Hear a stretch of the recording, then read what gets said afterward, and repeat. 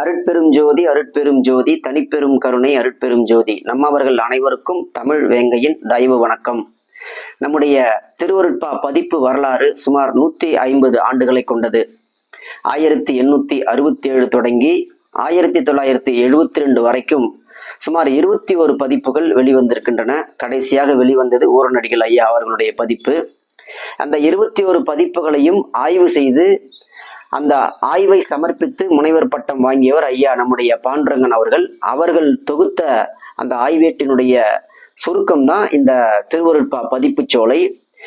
இந்த நூல் நெடுங்காலமாக பதிப்பிக்கப்படாமல் இருந்தபோது ஐயா பாண்டுரங்கன் அவர்களை அணுகி மன்றாடி இந்த நூலை, இந்த அச்சுப்பிரதியை பதிப்பித்தது என்னுடைய முயற்சியால் நம்முடைய ஐந்தனை வெளியீட்டகத்தின் சார்பாக 2017ஆம் ஆண்டு இந்த நூலை நாம் வெளிக்கொண்டு வந்தோம். கிட்டத்தட்ட மிக முக்கியமான ஒரு ஆவண பதிவு. திருவருட்பாவினுடைய 21 பதிப்புகளையும் நாம் பார்க்க முடியாது. அப்படிப்பட்ட ஒரு சூழலில் 21 பதிப்புகளையும் நூல்களையும் பதிப்பித்த, அதை படித்த ஒரு மிகப்பெரிய ஒரு மன நிறைவு ஏற்படும். அந்த அளவிற்கு மிக தரமான, மிக சிறப்பான ஒரு ஆய்வு நூல் ஐயா பாண்டுரங்கன் அவர்கள் தொகுத்திருக்கின்ற இந்த நூல். அதற்கு அடுத்ததாக நம்முடைய முனைவர் சரவணன் அவர்கள், ஐயா சரவணன் அவர்கள் ஒரு சிறப்பான ஒரு படைப்பாளி. நவீன நோக்கில் வள்ளலார் என்கின்ற இந்த நூல் 2012 நான் சன்மார்க்கத்துக்குள்ள நுழையும் போது எனக்கு அறிமுகமான முதல் நூல். சன்மார்க்கத்துல நிறைய படிக்கணுன்ற ஆர்வத்தை எனக்குள் விதைத்த ஒரு நூல், மிக அற்புதமான ஒரு நூல். இந்த 2 நூல்களையும் நான் ஏன் இப்ப இன்னைக்கு சொல்றேன்னா, திருவருட்பாவினுடைய பதிப்பு வரலாற்றில் குறிப்பாக பாலகிருஷ்ண பிள்ளை பதிப்பு என்பது ஒரு தனித்துவமான பதிப்பு. அதுதான் இன்றைக்கும் செம்பதிப்பாகவும் ஆராய்ச்சி பதிப்பாகவும் சன்மார்க்க உலகத்தாரால் போற்றப்படுகின்ற ஒரு பதிப்பு. பாலகிருஷ்ண பிள்ளை அவர் வாழ்ந்த காலம் 70 ஆண்டு காலம். 1890 பிறந்து 1960 மறைந்தவர். 70 ஆண்டு காலம் வாழ்ந்தவர்.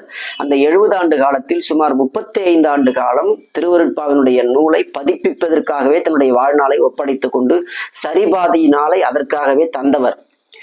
அவர் காலம் என்பது இன்றைக்கு இருக்கின்ற நவீன காலம் கிடையாது. அச்சு கோர்க்கின்ற காலம். ஒவ்வொரு எழுத்தாக அச்சு கோர்த்து அவர் பதிப்பித்தார். சுமார் 3150 பக்கத்தில் 12 நூல்களாக அவர் தொகுத்து திருவருட்பாவை வெளியிட்டவர். அவருடைய நூலை வாசிக்கின்றவர்கள் இந்த நூலை வாசித்துவிட்டு அந்த நூலை வாசித்தால் ஒரு பெரும் பின்னடைவு பாலகிருஷ்ண பிள்ளை பதிப்புக்கு ஏற்பட்டு விடும் என்கின்ற அச்சத்தின் காரணமாகவே நான் இந்த பகுதியை நான் வெளியிடுகின்றேன். இப்படி வெளியிடுவதனால் சில அன்பர்கள் என் மீது குறைவைப்பட்டு கொள்ளக்கூடும். ஆனால் முழுமையாக இந்த பதிவை நான் பார்க்குமாறு அவர்களுக்கு தாழ்மையோடு வேண்டுகின்றேன். எக்காரணம் கொண்டும் இந்த 2 பெரும் அறிஞர் பெருமக்களை நான் குறைத்து மதிப்பிடுவதாகவோ தாழ்த்துவதாகவோ யாரும் நினைத்து விட வேண்டாம். இவர்களுடைய இந்த 2 நூல்களிலும் 2 பேரும் செய்திருக்கக்கூடிய சிறு பிழை என்பது பாலகிருஷ்ண பிள்ளையினுடைய பதிப்பை குறைத்து மதிப்பிடுவதற்கு எல்லா வகையிலும் காரணமாகிவிடும் என்கின்ற கவலையின் அடிப்படையிலேயே நான் இந்த கருத்தை இங்கே பதிவு செய்கின்றேன்.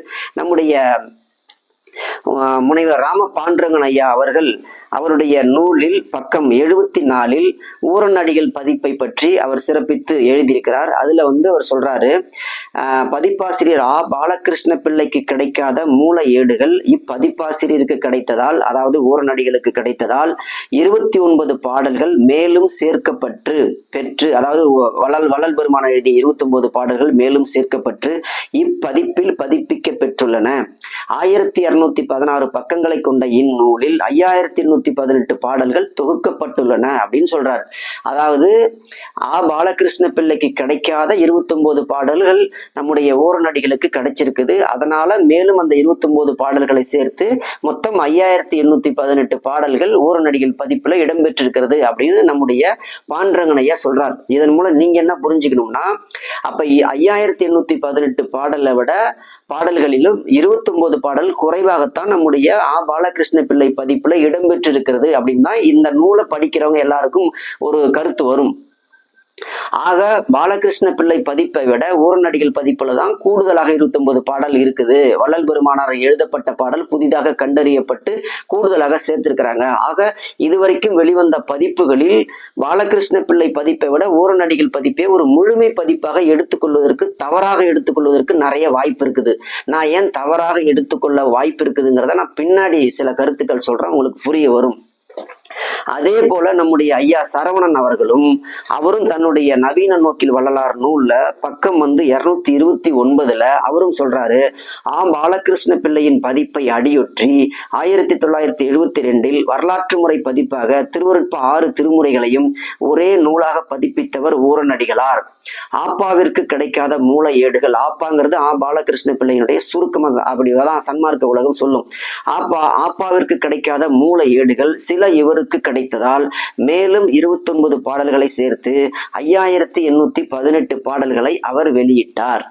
இப்ப இங்க ஐயா சரவணன் அவர்களும் அதே கருத்தை, ராமன் பாண்டரங்கன் ஐயா கருத்தையே இவரும் இங்க பதிவு செய்திருக்கிறார். இந்த 2 பேருடைய அறிஞர் பெருமக்களுடைய கருத்தும் உண்மையா அப்படிங்கிறத மட்டும்தான் நாம் இந்த ஆய்வுக்கு எடுத்துக்கிறோம். அதுக்கு முன்னாடி இவங்க இந்த கருத்தை எதை பார்த்து பதிவு செஞ்சிருக்கணும்?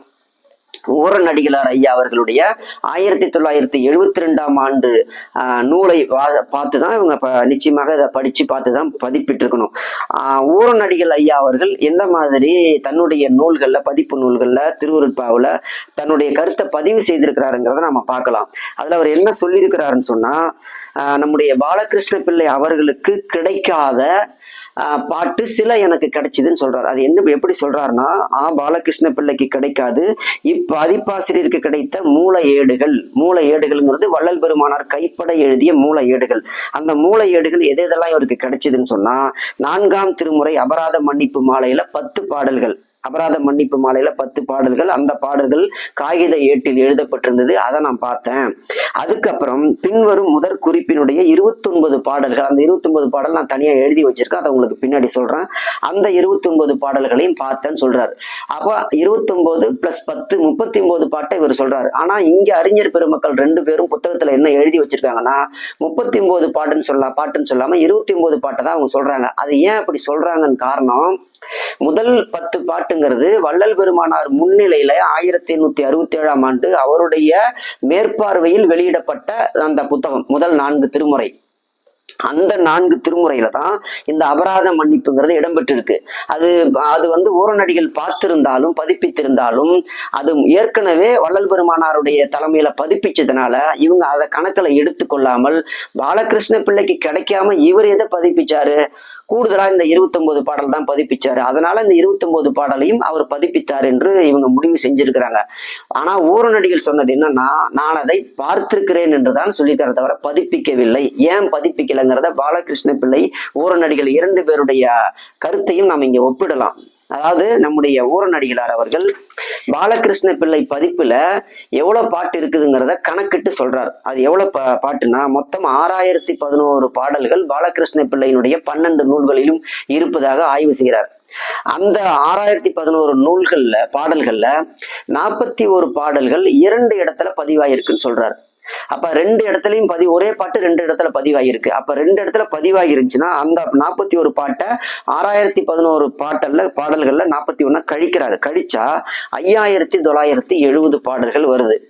அதுல 6 திருமுறையிலும் அடங்காத 163 தனிப்பாடல்கள், அதாவது பல்வேறு வகையான தனி தலைப்பிலான பாடல்கள், தனி பாசுர பகுதி, அந்த பாடல்களும் இந்த 5970 அடங்குது. எனவே அதையும் கழிக்கிறார். கழிச்சிட்டு கூடுதலாக ஒரு 11 பாடல்களை சேர்க்கிறார். ஏன் சேர்க்கிறார்னா, கீர்த்தனை பகுதி பாடல்களில் பாலகிருஷ்ண பிள்ளை ஒரு பாடலாக கொண்டவற்றை 2 பாடலாக கொண்ட வகையில் அதனுடைய அதிகப்படி எண்ணிக்கை 11. ஆக இதெல்லாம் சேர்த்தா எவ்வளவு வருதுன்னு கேட்டா 5818 பாடல்கள் வருகிறது அப்படின்னு சொல்றாரு. இவங்க என்ன சொல்றாங்க, பதிப்பாளர்கள் 2 வரலாற்று ஆசிரியர்கள் மேலும் 29 பாடல்களை சேர்த்து ஊரனடிகள் 5818 பாட்டை கொண்டு வந்தாருன்னு சொல்றாங்க. ஆனா ஊரனடிகள் என்ன சொல்றாருன்னா, பாலகிருஷ்ண பிள்ளை பதிப்புலயே 5818 பாட்டு இருக்குது அப்படின்னு சொல்றாரு. அப்படின்னா இங்க பாலகிருஷ்ண பிள்ளை பதிப்புல ஒரு 29 பாட்டு குறைஞ்சிருக்கணும். ஆனா குறையில, அவருடைய பதிப்புலையும் 5818 தான் இருக்கு, ஊரனடிகளுடைய பதிப்புலையும் 5818 தான் இருக்கு. அப்ப எங்க பிழை நேர்ந்திருக்குன்னு பார்த்தா, இந்த பதிப்பு ஆசிரியர்கள், அதாவது வரலாற்று ஆசிரியர்கள் அவருடைய சிறு கவனக்குறைவினால் ஏற்பட்ட ஒரு பெரும் பிழை. இந்த பெரும் பிழை எங்க பாதிப்பை கொண்டு வந்து விடுதுன்னா, பாலகிருஷ்ண பிள்ளையினுடைய பதிப்பை மட்டம் தட்டுகின்ற அளவிற்கு அது கொண்டு வந்து விட்டு விடுகிறது. அதுதான் இப்ப சன்மார்க்க உலகத்துல நிகழ்ந்து கொண்டிருக்கிறதுனால கவலையோடு நாம் இந்த பதிவை சொல்கின்றோம். எந்த வகையிலும் இந்த இரண்டு அறிஞர் பெருமக்களை எக்காரணம் கொண்டும் நாம அவர்களுடைய எழுத்தாளுமையோ அவர்களுடைய ஆய்வுகளையோ அவர்களுடைய பதிப்பு நெறியோ நம்ம எக்காரணம் கொண்டும் நாம் இங்க குறைத்து மதிப்பிடவில்லை. இன்னும் சொல்ல போனா இரண்டு பேர்களோடும் நான் நெருங்கிய தொடர்பில் இருப்பவன், இரண்டு பேருடைய எழுத்தையும் நான் தீவிரமாக வாசித்துக் கொண்டிருப்பவன், அவர்களுடைய வாசகனாகவும் நெருங்கிய வாசகனாகவும் இருக்கின்றேன். அந்த வகையில் இந்த இரண்டு பேரையும் நாம் எந்த வகையிலும் குறைத்து மதிப்பிடவில்லை. ஆனால் அவர்களுடைய சிறு பிழையான ஆய்வு என்பது பாலகிருஷ்ண பிள்ளையினுடைய மிகப்பெரிய ஒரு ஆய்வு நூலான அந்த ஆய்வு நூலுக்கு ஒரு பின்னடைவை இவர்களுடைய ஆய்வு கொண்டு வந்து விட்டு விடுகிறது என்கின்ற கவலையோடு தான் இந்த பதிவுக்கு நான் ஒரு விளக்கம் கொடுக்க விரும்புகின்றேன்.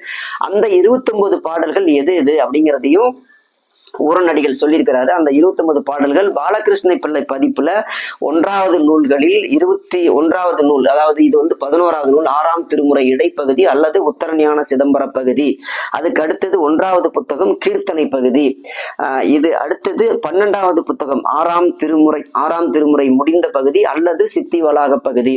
இந்த 12 நூல்கள்ல குறிப்பிட்டு சொல்லக்கூடிய இந்த 1வது புத்தகம், 11வது புத்தகம், 12வது புத்தகம், இந்த 3 நூல்களிலுமே ஊரநடிகள் பின்னாடி எந்த நூலை நான் பார்த்தேன்னு சொல்றாரோ, அந்த எந்த பாடல்களை வள்ளல் பெருமான் எழுதிய பாடல்களை பார்த்தேன்னு சொல்றாரோ அது எல்லாமே பாலகிருஷ்ண பிள்ளை முன்பாகவே பதிப்பித்து விட்டார் அப்படிங்கிற ஆய்வு தான் இப்ப நான் சொல்ல வரேன். எங்கெங்கெல்லாம் பதிப்பிச்சிருக்கிறாரு அப்படிங்கிறதான். என்னென்ன பாடல்லாம் நான் பார்த்தேன் பாலகிருஷ்ண பிள்ளைக்கு பார்க்காத, அதாவது மொத்தம் 5818 பாடல், அதுல 3851 பாடல் வள்ளல் பெருமானாருடைய கையெழுத்து பிரதியாகவே தான் பார்த்தேன்னு பாலகிருஷ்ண பிள்ளை வெவ்வேறு இடங்கள்ல குறிப்பிட்டிருக்கிறாரு. அப்படின்னா மீதி இருக்கக்கூடிய 1967 பாடல்கள்ல 39 பாட்டு தான் நம்முடைய ஊரநடிகளார் அவர்கள் பாலகிருஷ்ண பிள்ளைக்கு கிடைக்காத மூளையேடுகள் 39 பாட்டு மட்டும்தான் வள்ளல் இது ஊரநடிகள் பார்த்திருக்கிறாரு அப்படிங்கிற செய்தி மட்டும்தான் அதுலதான் நம்ம ஏற்கனவே முதல் 4 திருமுறையில 10 பாட்டு வந்துருச்சு. மீதி இருக்கக்கூடிய 29 பாட்டு தான் கூடுதலா சேர்த்துட்டாரு அப்படிங்கிற தவறான ஒரு கருத்து இங்க வச்சுட்டாங்க. அந்த கூடுதலாக சேர்த்ததாக சொல்லப்படுகின்ற அந்த பாடல்கள் எல்லாம் பாலகிருஷ்ண பிள்ளை பதிப்புல இந்த 3 புத்தகத்திலையும் எந்தெந்த பக்கத்துல இருக்குது, ஊரநடிகளார் சொல்ற பாடல்களும் என்னென்னங்கிறதையும் நான் சொல்லிடுறேன். ஏற்கனவே இந்த பாலகிருஷ்ண பிள்ளை ஐயா பதிப்பித்த இந்த பதிப்பு நம்முடைய 5 வெளியீட்டகமாக 2 காலகட்டங்களில் நம்ம பதிப்பிச்சிருக்கிறோம். சமீபத்தில் இப்ப 2வது பதிப்பை வெளியிட்டிருக்கிறோம். கிட்டத்தட்ட பல்வேறு சன்மார்க்க அறிஞர் பெருமக்கள் கிட்ட அந்த நூல் இருக்கு. நான் சொல்லுகின்ற இந்த செய்திகள் எல்லாம் பக்கம் வாரியாக சொல்றேன். அதெல்லாம் நீங்களும் ஆராய்ச்சி பண்ணி நீங்க பார்த்துக்கலாம். நூல் தேவைப்படுபவர்களும் என்னிடம் கேட்டும் பெற்றுக்கொள்ளலாம். இப்ப ஊரநடிகள் அந்த 29 பாட்டை பார்த்தேன்னு சொல்றாரு இல்லையா, அது எந்தெந்த பாட்டுங்கிறத மட்டும் நான் தொடக்க வரிகளை மட்டும் சொல்றேன். வான் வேண்டு சிற்றம்பலத்தே இந்த பாட்டு, இது பாலகிருஷ்ண பிள்ளை பகுதியில 11வது புத்தகத்துல 181வது பக்கத்துல இருக்கு. தருவகை இத்தருணம், இது 12வது புத்தகத்துல 225 226வது பக்கத்துல இருக்கு. வினைத்தடை தீர்த்தனை, அது 12வது புத்தகத்துல 226வது பக்கத்துல இருக்கு. என் உடலும் என் உயிரும் 11வது புத்தகத்துல 181வது பக்கத்துல இருக்கு. கோது கொடுத்த மனச்சிறியேன், இது 11வது புத்தகத்துல 182வது பக்கத்துல இருக்கு. அதுக்கப்புறம் 6ஆம் திருமுறையில ஒரு பதிகம், தனிப்பதிகம் தாய் கூறல் அப்படிங்கிற பதிகம். இது முதல் பதிப்புலயும் அப்படிதான் இருக்கும், பாலகிருஷ்ண பிள்ளை பதிப்புலயும் அப்படிதான் இருக்கும். ஆனா 1972 பதிப்பித்த ஊரநடிகள் பதிப்புல அது நற்றாய் கூறல் அப்படின்னு இருக்கும். அதுல அந்த பதிகத்துக்கு மொத்தம் 10 பாட்டு. அதுல 3வது பாடல்ல இருந்து 10வது பாட்டு வரைக்கும் தான் நான் பார்த்தேன். அதாவது 8 பாட்டு தான் பார்த்தேன். முதல் 2 பாடல் பார்க்கவில்லைன்னு நம்முடைய ஊரநடிகளார் குறிப்பிட்டிருப்பாரு. அதுக்கு அவர் வைத்த தலைப்பு நற்றாய் கூறல்ங்கிறதையும் அதுல குறிப்பிட்டிருப்பாரு.